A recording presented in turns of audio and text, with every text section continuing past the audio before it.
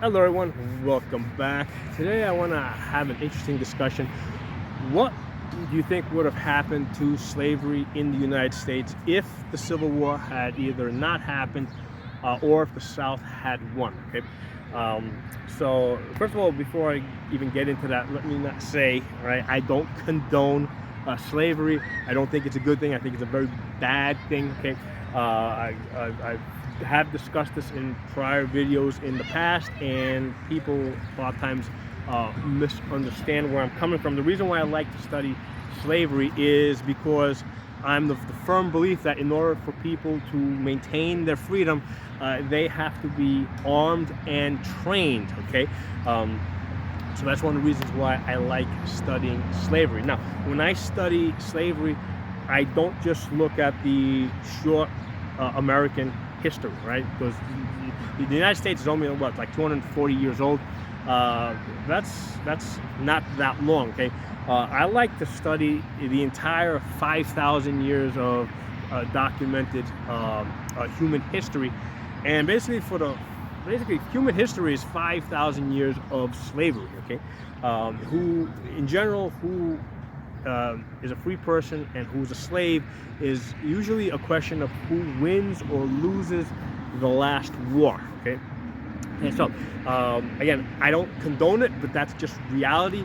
And the fact is that there's a reason why humans are at the top of the food chain. Okay, because they're pretty cruel, brutal animals. In fact, I tell people that you know, it takes a proper upbringing and training to teach people not to be cruel. Okay, but that is the natural human default trait. Okay, so like a lot of times when people look at these mass shootings and they say, hey, how could this person do this, or why did this happen, or are they crazy? And the answer is no, they're not crazy, right? A crazy person is somebody that doesn't understand what they're doing. They don't understand the difference. They don't understand how their actions create certain results. The people that do mass shootings do understand that, so they're not crazy. They're undisciplined. Okay, that's what they are. So they have these violent urges, and they don't have the discipline to control them. Okay, so the humans are naturally, in my opinion, naturally very violent. Okay, I see this with my kids, right? I got a 4-year-old, a 6-year-old, and a 7-year-old, and I tell you guys, they are extremely violent. That is they'll sit, the three of them will get in a triangle and they'll hit each other, and they'll steal each other's toys, and they'll break each other's toys on purpose. Okay, so it's interesting studying small kids like that, because you get to see how cruel humans naturally are. So they have to be trained and disciplined not to be terrible. Okay, and that's the job of the father, basically. Okay, so that all said, right, I want you guys to understand that human history is 5,000 years of slavery, because humans by default are just terrible. Okay, and again, this is the reason why we're at the top of the food chain, because we are the most terrible animals on the planet. Okay, so let's start all over again, because I got completely sidetracked on that. But I think it was important for you guys to understand my position. I don't want to be misunderstood, and with you guys thinking that I'm condoning slavery. I think it's a bad thing. So it is a very bad thing. I don't want you guys thinking that I think it's a good thing. Okay, but it's just human history. That's what it is. Human history is 5,000 years of slavery. So going back to now slavery in the Americas. Okay, I want to take a look for a second at what some of the early, not just the founding fathers, but a lot of the early Americans from, let's say, 1800 up until 1860, what a lot of them thought about slavery. Okay, now obviously some of them thought it was good business, right? But a lot of them saw a serious conflict. Okay, and the conflict that they had, okay, and I'm not going to get into the whole religious stuff. The conflict that they had is that they hated a class society, right? Because they basically just broke away from a class society. So in a place like, let's say in England, you had different classes within society, and certain people had certain privileges.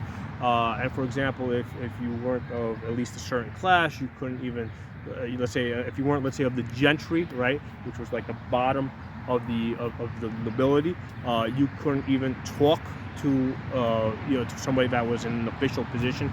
Okay, so they hated that system, and one of the things that they understood was that slavery tends to lead to a class society. Okay, so how does this happen? And this is an important concept, right? This is what a lot of them thought. They didn't like the concept of slavery because they thought it would lead to a class society. They weren't quite sure how to get rid of it because to some extent they were dependent on it. Okay, now keep in mind that the cotton gin hadn't been invented yet, right? So after the American Revolution, slavery was not like the major industry that it ended up being after the cotton gin was invented. Okay, and that's part of the reason why, especially in the North, after the American Revolution, because remember, I did another video covering this in the American Revolution.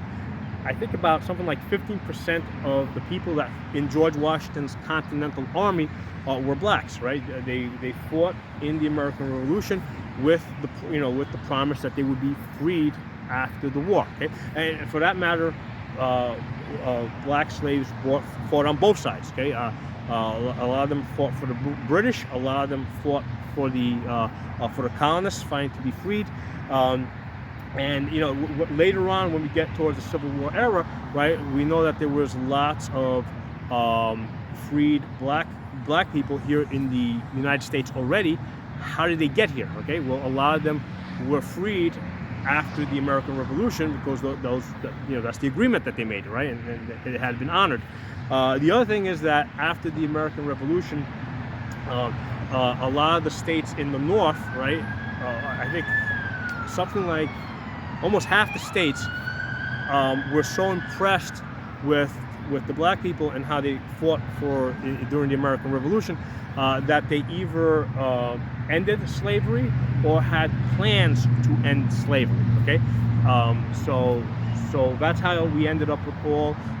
By the time we get to the Civil War, even leading up to the Civil War, we've got so many freed black people in the United States, right? Because the process had already started of freeing them, right? In the North, at least. Okay, so in the South, especially after the cotton gin was invented and basically cotton became this huge business, at that point they had no intention of relinquishing slavery. Okay, so how would that progress, right? That's really the subject of this video. How would that progress? Now, let me take a step back, and prior to the cotton gin being invented,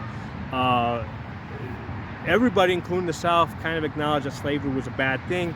And when they ratified the Constitution, one of the agreements that they had made was that basically slaves could no longer, basically there was a limitation on the slaves coming into the United States. Okay, so there was a limitation.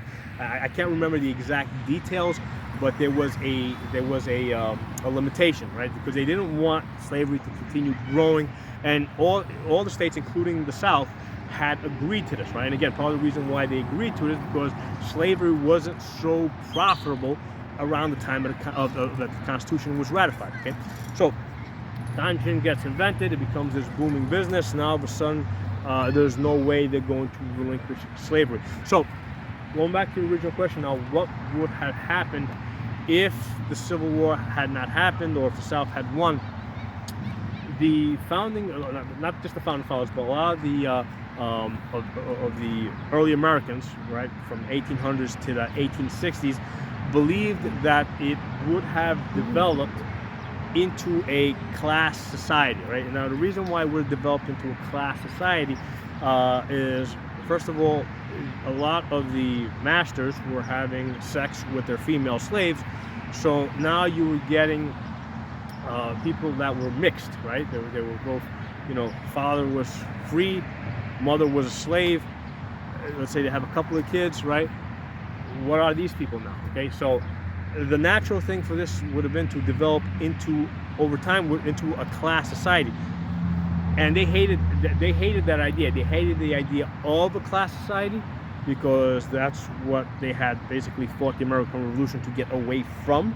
Okay, so a lot of the abolitionists, right?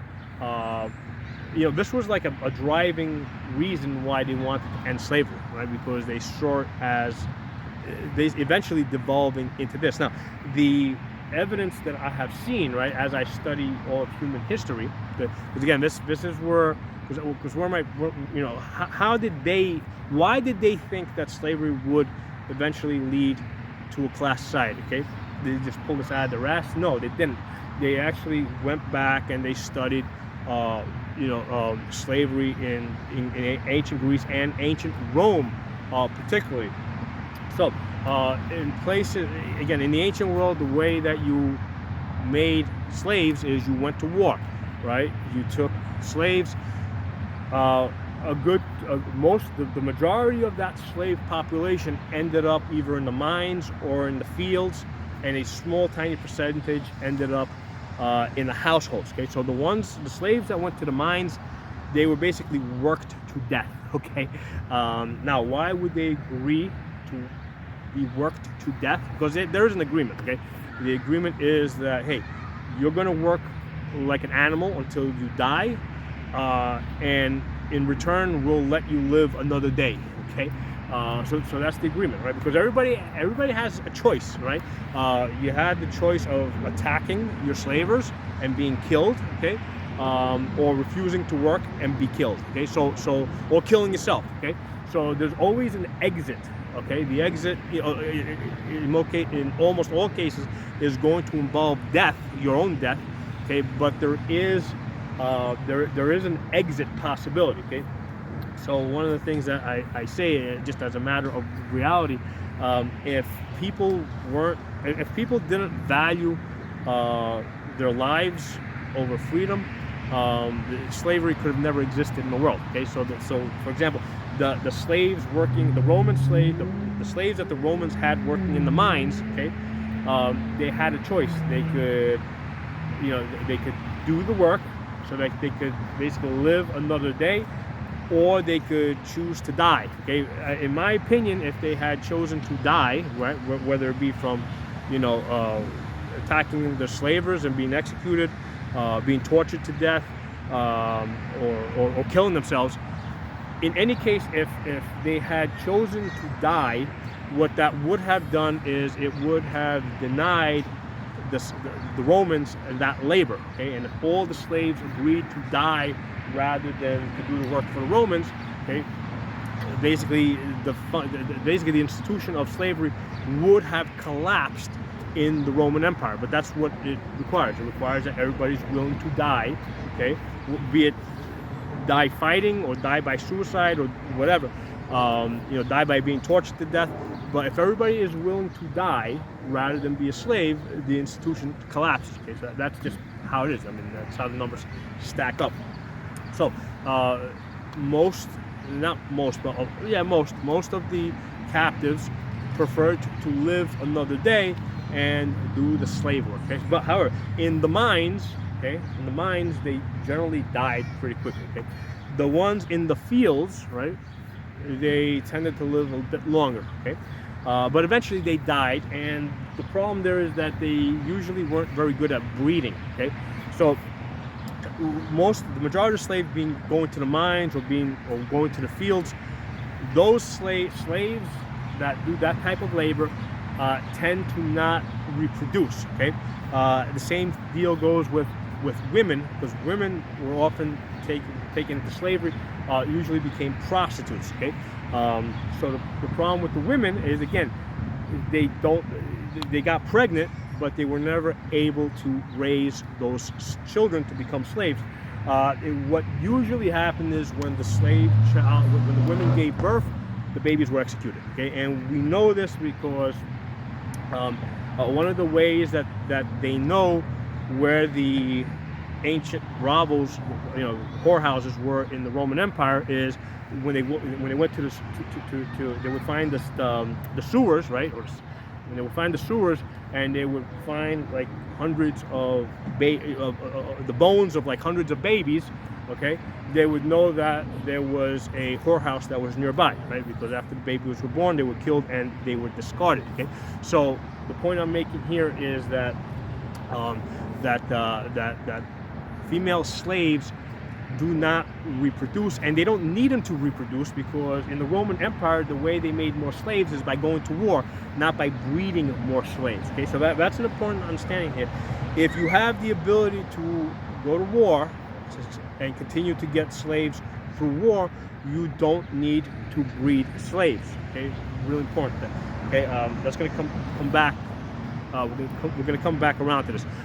So a small minority ended up working in the master's house, and those slaves, right, that tiny minority, ended up being trusted slaves, ended up a lot of times marrying into the family. In many cases, they became like essentially like they ran the estate of the master.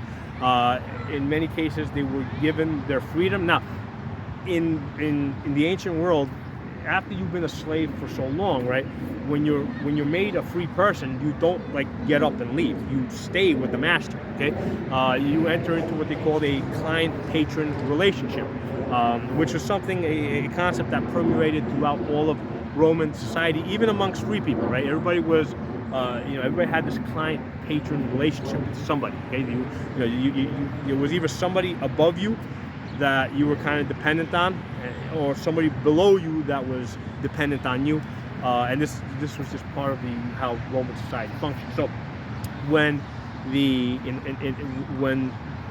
in that society, when you were when a slave was made a free person, they also became a citizen. Okay, so the same act of going and because they would go to wherever the magistrate, or when they went to the town square to declare that this person was now free, they weren't just declaring them free, they were basically declaring them now a citizen. Okay, so this was a method by which slaves entered into society, but again, now as they enter into society, they're entering at the bottom class. Okay, so again, this is now leading up into that class society that existed throughout most of the world amongst free people. Okay, so now, why did slavery end in the Roman Empire? Okay, well, what in general in Europe overall? Okay, well, what happened was slavery, chattel slavery, is dependent on continuous warfare. Okay, because very important what I said, slaves are not very good at reproducing because they're always working. There's no family structure. When the women get pregnant, the babies are discarded because it's just not profitable. Okay?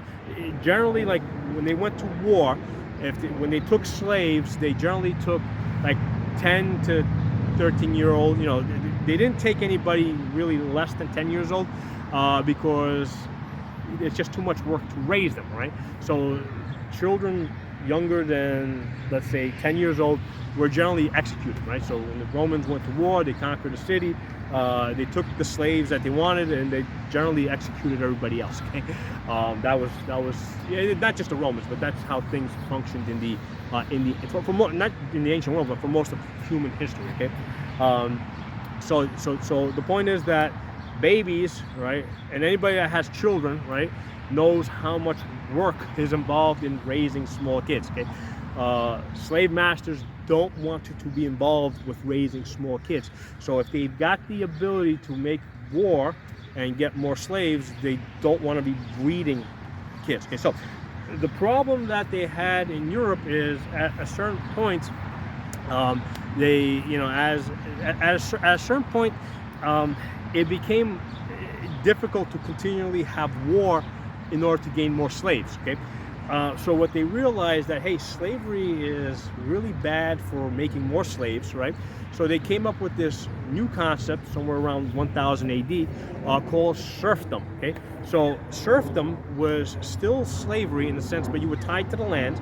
Okay, the person that had the land basically can make any laws that they want, including, you know, you had to work. He would take everything from you. If you didn't listen to him and do his bidding, you would be executed, right? So the landlord, right, was basically your lord, okay? And you were, for all of, in the European system of serfdom, you were effectively a slave, with the difference that the families were not broken up because you know, it was illegal to sell people, okay? So the reason why they got rid of, basically they replaced slavery in Europe with something even more profitable, serfdom, right? Where you tied the people to the land, you maintained the family structure, they had the ability to reproduce, and then you could, you know, at the master's, the landlord's will, if he felt that if he incentivized them, they would produce some more for him, he could do that. Okay, so he had that freedom to decide how much, you know, how much of the profit he would allow them to share in. Okay, so again, so this leads to a class society, because the serfs now, basically the peasants, were at a much lower level. So the early Americans had a very firm understanding of this. They all this stuff that I just told you guys had already been pretty well documented throughout history, and they saw how slavery eventually leads to a class society, because for one thing, they had stopped the importation of new slaves, and that's part of the reason why here in the United States they had actually incentivized the breeding of black slaves, whereas in Roman times they didn't want slaves to have babies, right? Here in the Americas, they actually incentivized the breeding of slaves. Okay, and this isn't another good example of this would be in Africa, when the Muslims basically conquered the North African area, North African area. Okay. The Muslims would go down towards the south and take slaves, but again, that was also an example where they used the women for prostitution, right?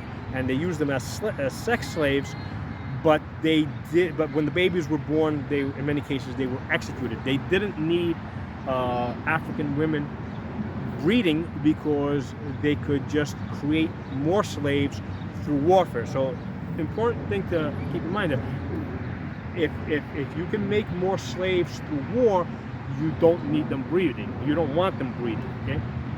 But in cases where replacing the slaves is not easy, as it was here in the United States, now all of a sudden you do want them breeding, and you kind of end up with that situation where you had in Rome, where over time the slaves that the Romans had in their house, in and around the house, over generations, they start developing personal relationships with, okay, and you end up with a class society. So that's where, in my opinion, this was going in the South. Okay, if the South had not been defeated during the Civil War, if the institution of slavery was kept the way it was, eventually that would have led to a class society based on my study of Rome and how that developed, how that was a class society that then developed into a serf society. That's also what would have likely happened in the United States. You would have ended up with a class society that morphed into a serf society. We kind of did see a little bit of that starting to take shape after the Civil War, where the slaves were freed, but at the same time they couldn't, because initially the way it was supposed to be is that the freed slaves were supposed to get something like 40 acres and a mule, okay? But then what happened was Abraham Lincoln died, and the person that I think his name was Johnson, the president that took his place, decided not to honor that plan. So now the freed black slaves, they didn't get the 40 acres and a mule, right? So they can basically work the land themselves. The plantation owners maintained their land, and now the free slaves in the South, what are they going to do?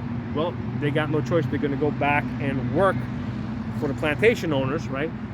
For basically chump change, peanuts. Okay, so again, that was now again kind of back on course to become a slave society, but in that case, it was now a serf society, right? Because now the slaves were kind of being tied to the land because they couldn't go anywhere else. And again, we're getting back into that, you know, moving towards a serf society. And again, eventually they said they wanted to put a stop to that. I mean, it was a slow process that kind of went all the way up until the kind of the 1960s, right? Because there were still some elements of that serfdom with the black people in the South working for, you know, for nothing basically. Ultimately, with the civil rights movement, that ended. Anyway, so putting some stuff out there for you guys to think about, and I'm not saying that this is like the absolute way, just kind of like the way I see it, having studied history, having studied, you know, Egyptian history, Greek history, Roman history, you know, medieval history, and having studied slavery in each of these societies independently, and having seen how it, having studied how it kind of morphed over the centuries. Okay, and we're kind of taking those ideas and then bringing them back to the way that American slavery, I think, would have developed. Okay, but again, you know, I'm giving you guys my opinion on this, okay, based on what I have studied. By all means, put your own ideas down in the comments, and like I said, don't misunderstand me, okay? I'm not saying that slavery is a good thing. I'm saying it's a very bad thing, okay? But all the same, part of the reason why I like studying slavery is because I believe that that in order for people to be free, they have to be armed and trained, okay? And throughout the course of the video, at some point I had said that, you know, if throughout history, going back to Roman times, if the slaves had elected to die fighting, if enough of them had done it enough times, slavery would not have been profitable, and the Romans would have stopped taking slaves, right? Because if something's not profitable, yeah, you're not gonna keep doing it. Okay, so that's why it's important for everybody, right, to be armed and trained.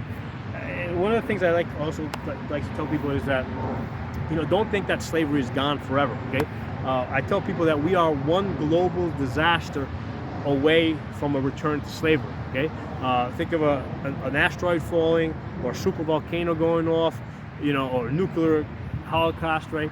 You know, anything that breaks down society, you can see, you know, one of the possibilities that you're going to have the rise of local warlords, right?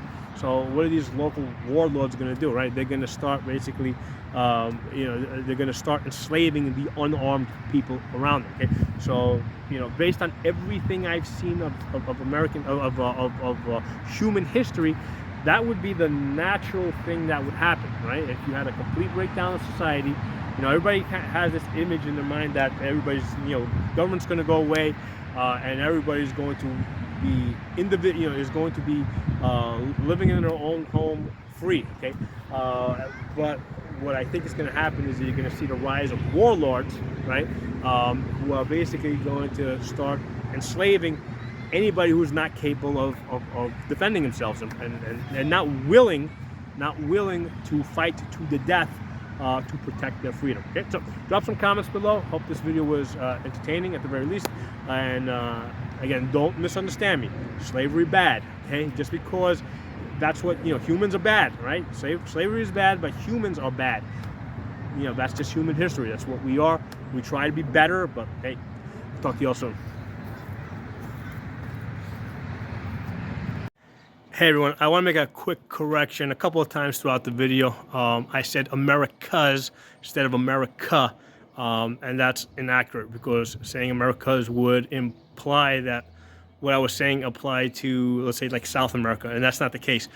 I was strictly speaking about the United States and, America within that context. Okay, so that's the first thing. Now, the other thing I also wanted to add is that in the video I had said that, let's say, the Spaniards, for example, working in the mines, right, as slaves for the Romans, that it would have been, let's say, an option for them would have been to essentially forfeit their lives, okay, in order to deny the Romans that slave labor. Okay, now I should say that they pretty much had no choice but to die, right? Be it, let's say, by suicide, or by die fighting, or by death by, death by torture, whatever it is.